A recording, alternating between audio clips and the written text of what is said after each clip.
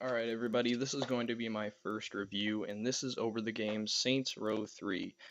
Now, I do have to say that this is quite evidently a ripoff of GTA, but honestly, I don't really care, because it's GTA, plus they put the mods just in the main game, and I really enjoy that. So, I liked this game a lot, so there are going to be many more pros than cons, but there still are a couple things that I have to complain about because this game isn't perfect. No game is perfect. Um, I don't plan on ever giving a 10 out of 10 unless that rare event happens for some reason. Alright, anyway, so for my first review, this is Saints Row 3. Let's go over the pros first. So, there's definitely a fun main story here. There's little moral involvement. You don't really have to make any decisions that are really going to rack your emotions. If you're hoping for something that's really going to make you sad or scared or just anything besides happiness and excitement, this is definitely not something for you. Fortunately, that's what I look for in games, so maybe you shouldn't be watching this review anyway. But there's little moral involvement. Even the most moral decision you make is right at the end. I don't want to give too many spoilers away, but you get to go back and redo it. So you get to choose both endings. So let's go to the next point. So it goes through all the different game types that are available, and they're really interesting. I never realized how many game types they could cram into a single player game or single player focused game. But they definitely managed to get a lot of content here. All of the game types I find are pretty fun. I mean, maybe one or two are a little bit repetitive, but they're mostly on the fun side, and they're things that I can just sit back, relax, and just do for profit. Okay, so the next pro, there are diverse activities for side missions. This kind of goes with the previous point about how it goes through all the game types. If you like one a lot, you can continue to go through there, and then you can go on to something that's completely different on a whole different spectrum.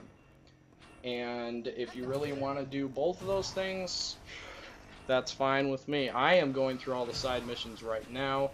I just decided to make this review before I beat the game, so I don't feel like something was overly repetitive. So the scenes are really fun and bizarre. I would have to say that I have never seen anything so strange and weird as this game gets, with its ending especially is really weird. Um, there there are just so many things about this game that I've never seen any other company really try before. It's unfortunate that this company has gone out of business, not the developer, but the publisher, because these games are really good. Now it's been taken over by Deep Silver, and I'm a little bit worried about that, just saying. But anyway, let's continue. So there are lots of abilities and things to buy. Now, some people might say, oh, this is just for completionists or something like that, but yeah, it is. That's the whole point. If you want to beat the whole game, you buy everything, and to do that, you have to do all the side missions or just grind forever for money. But the ways you do grind are fun, so it's an unnoticeable grind. And then, like I said, there are lots of abilities to unlock. You can unlock several abilities that you can use to help you progress through the game.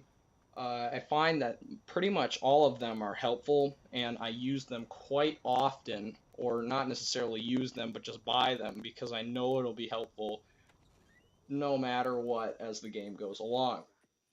And finally, we have cool weapons. These weapons, the weapons in this game, it is definitely on the smaller side, from what I can tell, compared to the likes of GTA 5. But it was made in 2011, so 4 years before that. I mean, GTA 4 was still kicking its butt in terms of weapons, but the weapons in this game are just bizarre, just like the scenes and the way that the story progresses. Alright, so we've gone through all the pros, so here are the cons of somebody who really enjoys this game. Alright, so the first con is the repetitive side mission after the game. It's not all of them, it's especially the collectibles. This only affects completionists like me. I'm not a 100% completionist, but I do complete things that I find interesting. Of course, I find this game interesting. It's one of my favorite games. But the collectibles that you have to find everywhere, oh, they give you a profit, but they take forever to get to all of them. I mean, that's probably just because they expect you to be focused, and I'm just too focused on the collectibles, but that's just me. And then the other con is the AI can get stuck behind things. I mean, this is just a minor thing, but sometimes, as in the end mission, all the AI got stuck in some hole and they couldn't get out. So I kill myself and repeat the whole mission that I had gotten about 20 minutes into. And that was unfortunately really annoying for me, because it said that I was leaving people behind. Sometimes they were dying because there were enemies shooting at them while they were stuck in said hole, so I had to revive them to get stuck, and then I would have to force restart the mission by loading a previous save. So those are the pros and the cons. And even through all the repetitive completionist stuff that I have to go through, and the AI getting stuck behind things, really everything else, just the fun gameplay, the just bizarre everything that's in this game is really great, and I really enjoy it. I hope to see it in more games than just Saints Row. I know this series is kind of known for it, but I'm going to have to give this game a 9 out of 10. Like I said, probably going to take a while for me to give a 10 out of 10 if I ever do. Need to find a game that doesn't really have a con that ever will disturb me. The con here does kind of disturb me a little bit, so I have to give it a 9 out of 10.